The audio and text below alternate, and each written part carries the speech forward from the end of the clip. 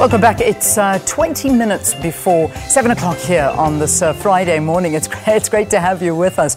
We were going to be giving you that interview with regard to what happened with President Jacob Zuma filing papers to appeal last month's ruling in the North Gauteng High Court. We've got a little bit of issues with the sound in our Durban studios. We're trying to sort that out, but I can tell you it's things happen in a strange way because the minister has arrived earlier, so we're able to take him, and it's so nice to have him in studio with us.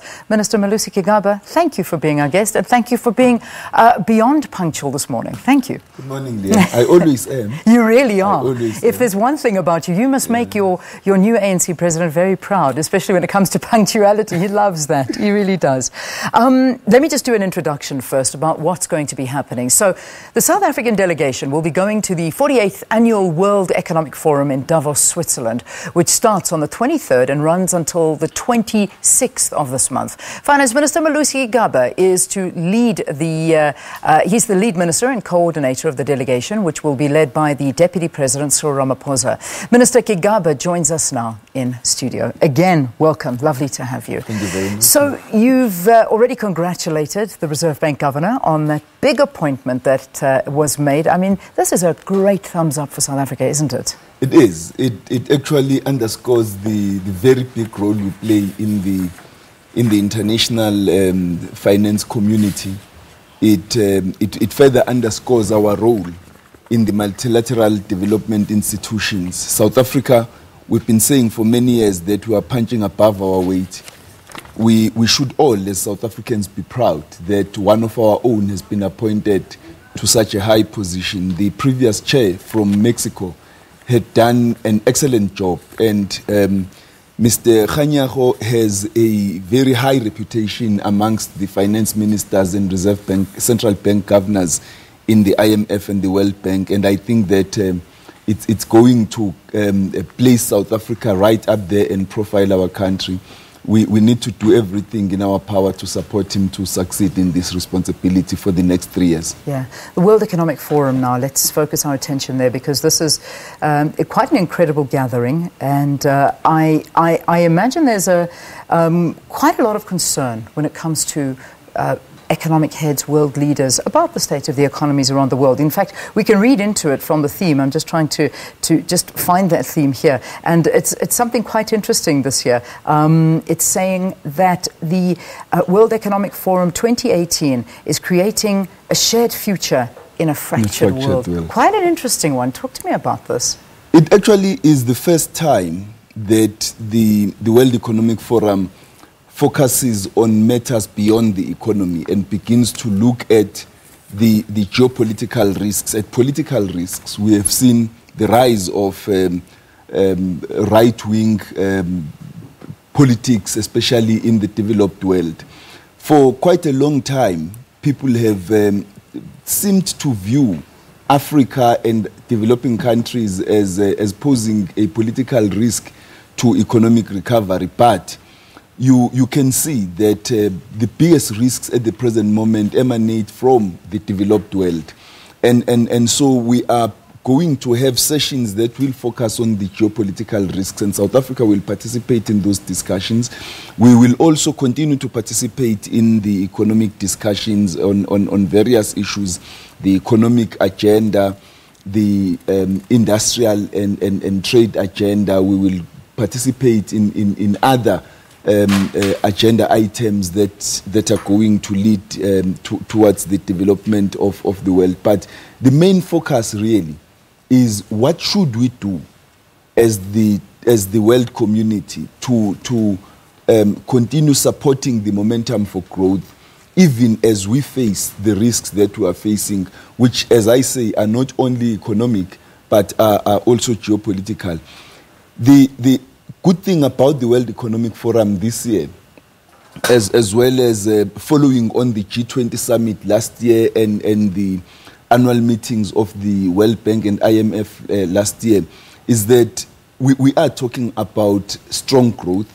The world economic growth is projected at levels prior to the 2009 global recession. And so we are already talking about global growth. We expect that the economy of the world is going to continue growing. We are seeing trade balances in Japan, in the EU, surging forward. We are seeing the economies of developing countries performing very well. India is going to continue performing very well. Those are countries that are the main drivers of growth. I think South Africa needs to find its niche, to play its part, to ensure that we can make a contribution towards the growth of sub-Saharan Africa as well as the global economy. So yesterday we were listening to a breakfast briefing. In fact, we took it live on the program, where we heard the Deputy President of South Africa, Cyril Ramaphosa, addressing the crowds. And of course, that being broadcast was to a lot of South Africans and fellow South Africans as well. Team South Africa, the team that are representing South Africa, were there as yourself. And just for the shift in dynamics within the party, within the ANC, and with now Cyril Ramaphosa being the president of the ANC, have the dynamics changed? Are you noticing some changes with regard to the way things are going to be done?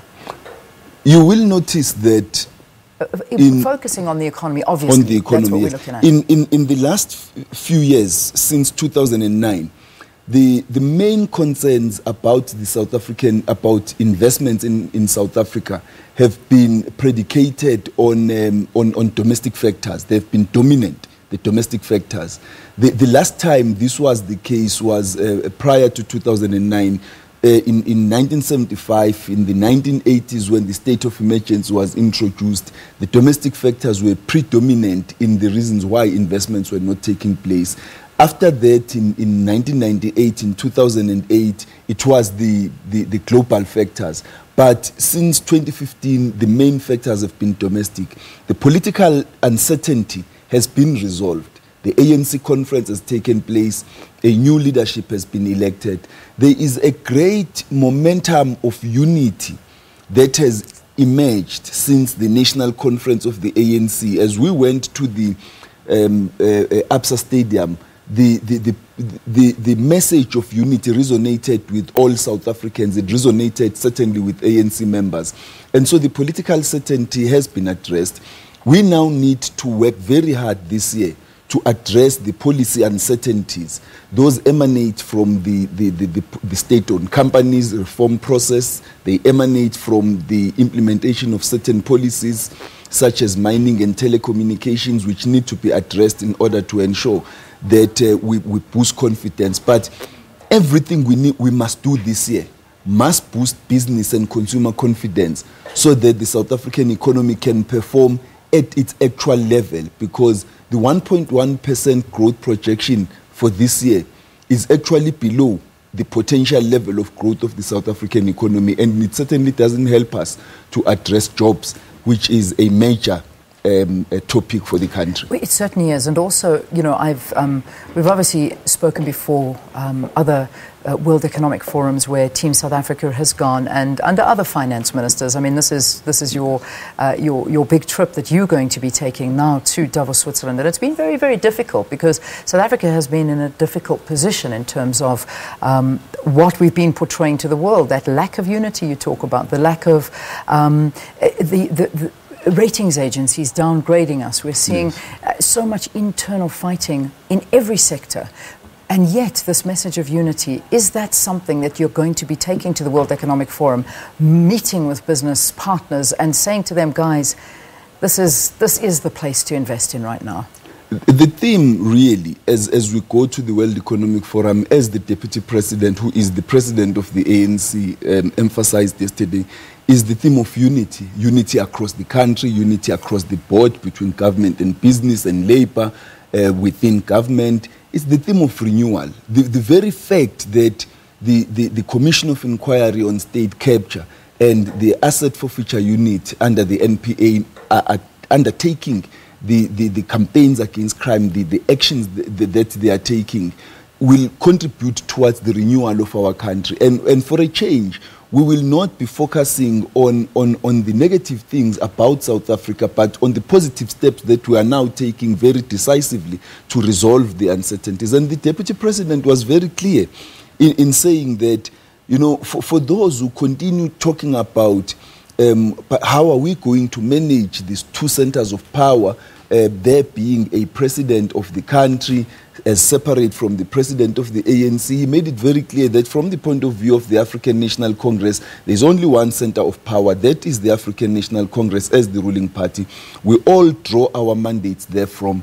And therefore, they are working on ways to manage this transition leading to 2019 to ensure that both government and the ruling party synchronize their policies, align, and work towards a common objective. And I think we've already begun seeing the signs of that as he met with the president of the country in Durban last week. And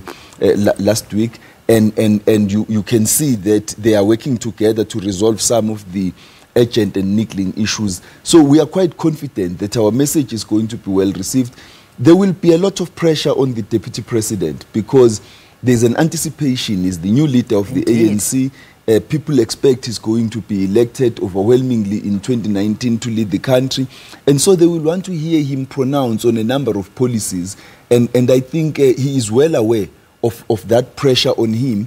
But we all need to support the new president of the ANC and to temper our high expectations with reality and ensure that he doesn't get so much under pressure that we cause him to underperform even prior to his time. All right, we'll leave it there. Thank you. Thanks very, very much for talking to us here on the program. It's a big forum, and Team South Africa is going, and I think well represented. The Minister of Finance will be leading with the leading minister of the South African delegation, which leaves for Switzerland very, very soon. Thank you. Good luck. Thank you very much.